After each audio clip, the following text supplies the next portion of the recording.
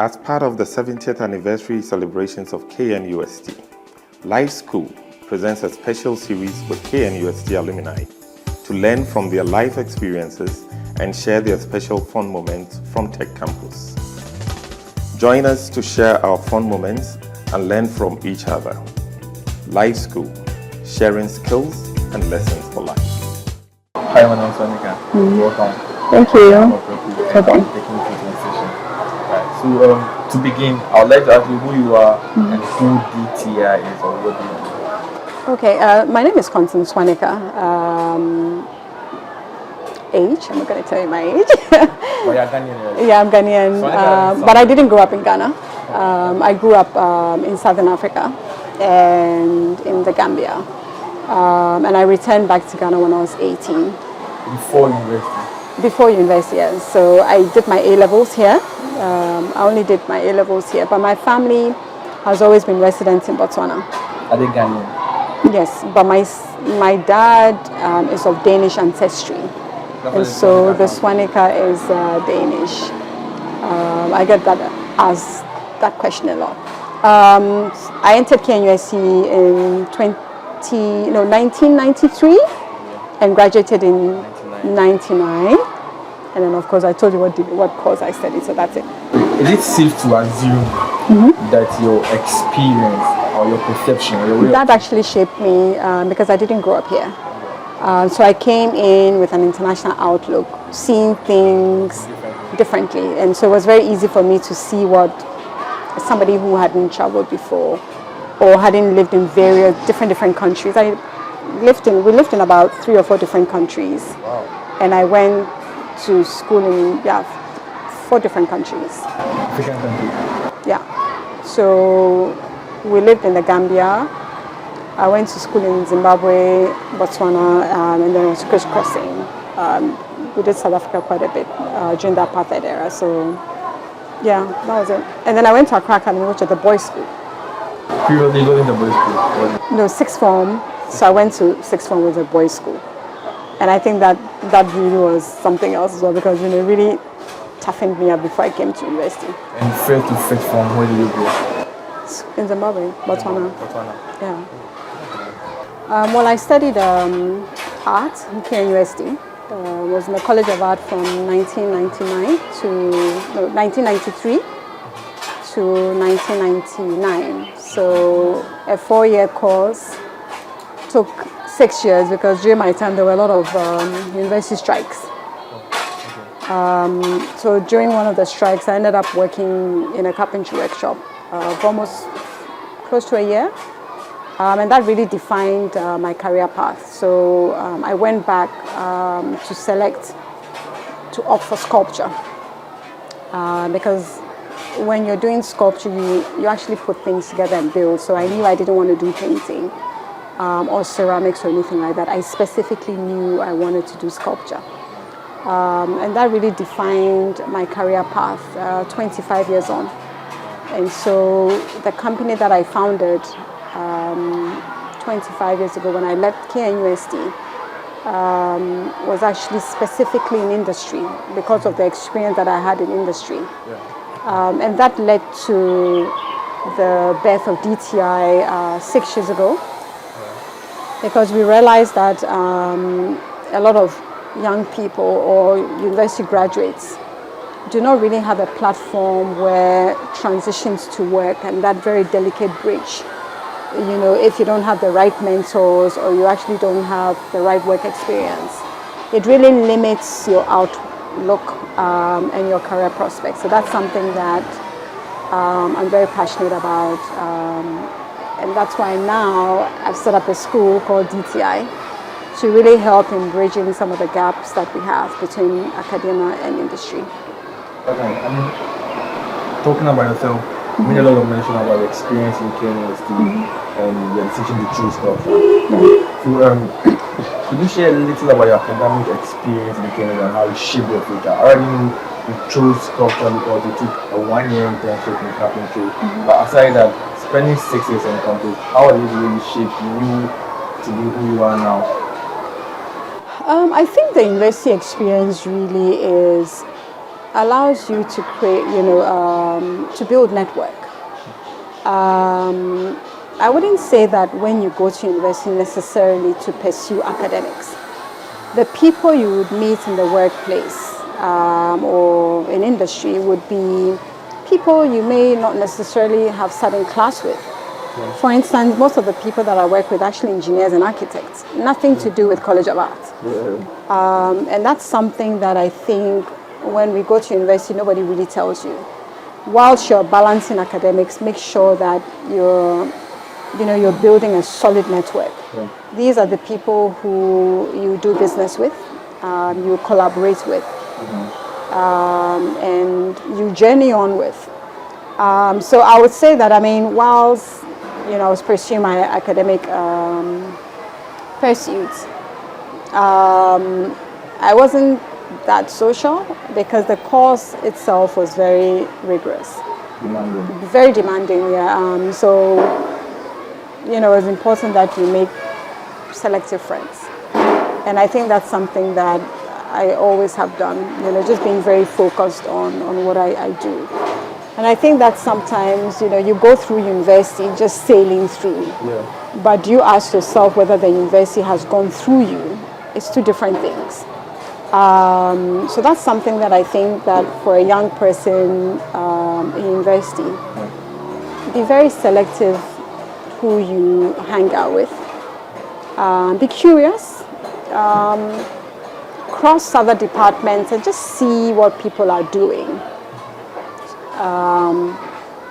But otherwise, it shapes you to be a lifelong learner.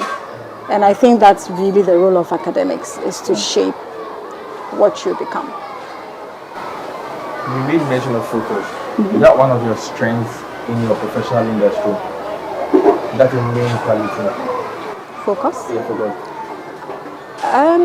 Well, I currently work in a metal fabrication space. We work with very dangerous tools. And even when we're doing sculpture, we work with tools. So that's something that when you work in industry and you're using your hands and, especially when you have to use machines and you have to be very disciplined.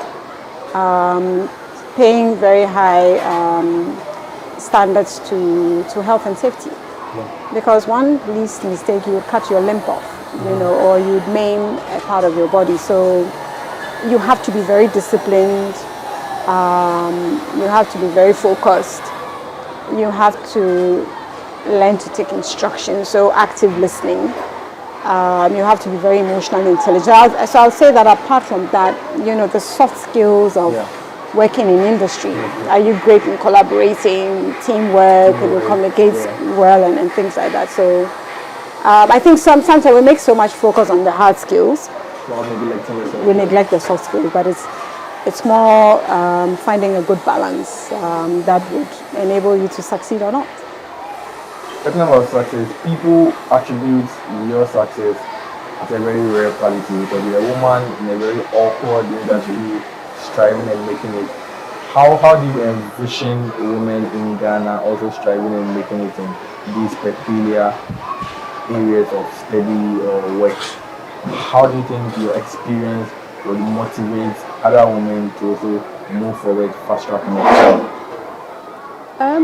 One thing I always tell women, don't play the gender card. There's nothing like a gender card. So I happen to work in a space that I loved and I chose to enter. I didn't go in thinking that because I was female I expected any favors. In fact, you get it even more tougher because you're entering a space where there have been traditionally barriers, which means that you have to work even harder than your male counterparts to prove yourself. So when you go in there, don't expect anybody to give you a soft landing. So that's sort of mindset that I think that women have.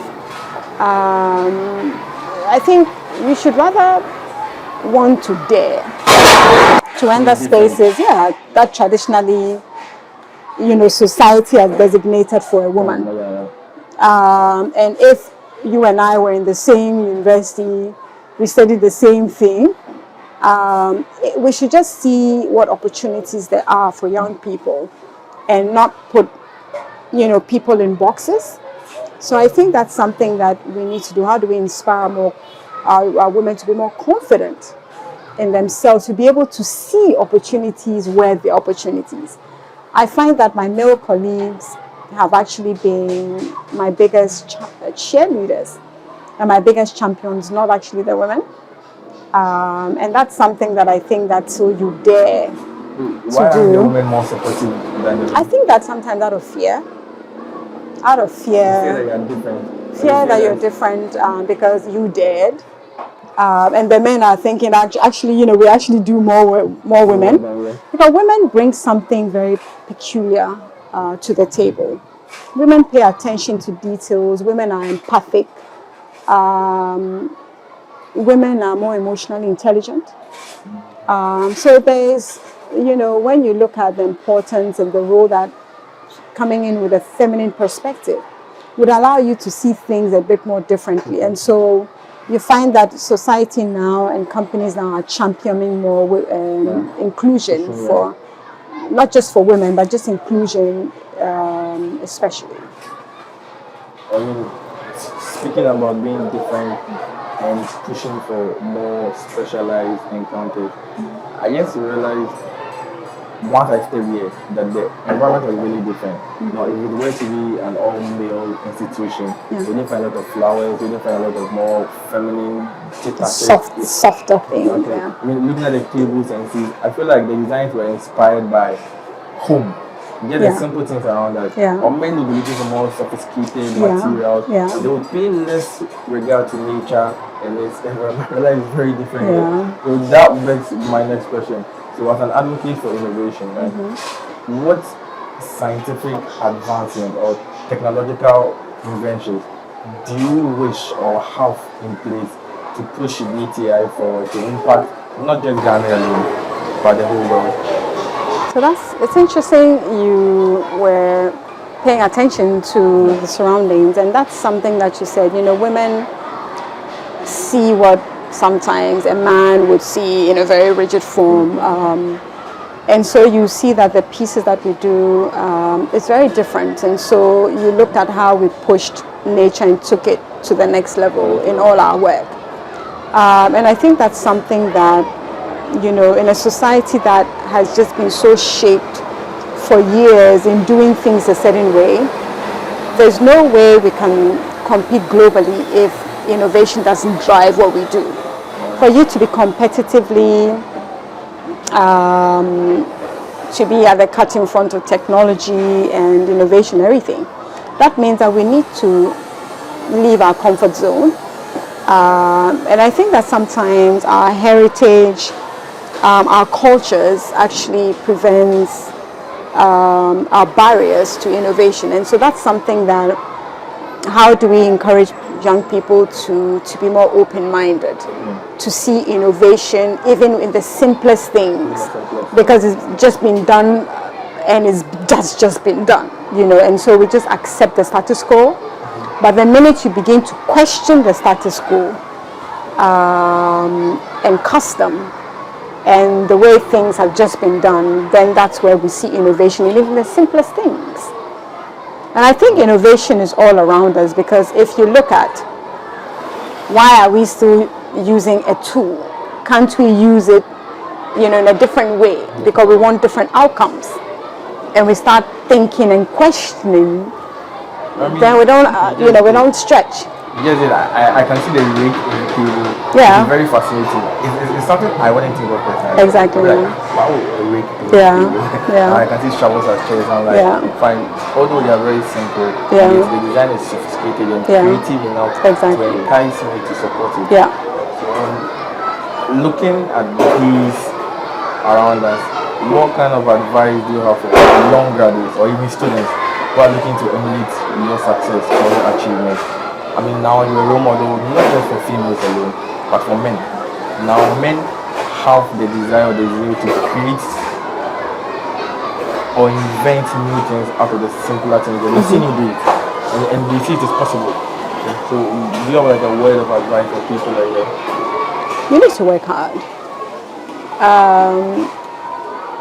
For years, I was the first person to get to work I live in East Legon, but later by 7:15, I'm in Buwashi.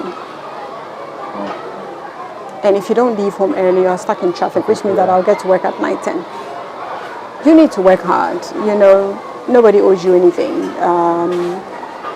And that's something that I think that as an entrepreneur, I've always been an entrepreneur. I've never worked for anybody. I don't know what it's like to work for anybody. So that's all I've known. Consistency. There's no shortcut. Find yourself good role models. Be patient and be kind to yourself along the journey. It's a long road. And even at 25, we're still evolving, we're defining the space, we still continue to push boundaries and barriers. So don't settle. Don't settle. So these achievements came from the corporate sector of your life, right? Now, based on your current experience and your knowledge, if you were to go back to KNUST, what would you do differently? Give back. Paying it forward. Mentoring.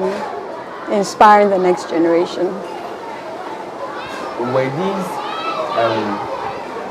ideas you lacked previously, or you just have the resources now to fund them? That's why you do them differently. No, I think that if I had had somebody to have held my hand along the journey, it wouldn't have been as difficult or as challenging as it did, or when I faced roadblocks. And I think that sometimes we don't give back, and I think that that's something as an alumni. How do we go back to our alma mater to give back to the next generation? I think that's something that, education is priceless. No amount of money would give you those tools, but sharing your story opens the doors for so many others behind you. That is the foundation of my last question, which is to say, now that you're an alumni, how are you contributing to the success of the association and the school? Or how do you plan on doing that? Well, by telling my story. I just told you my story. That's a very wonderful start. That's one.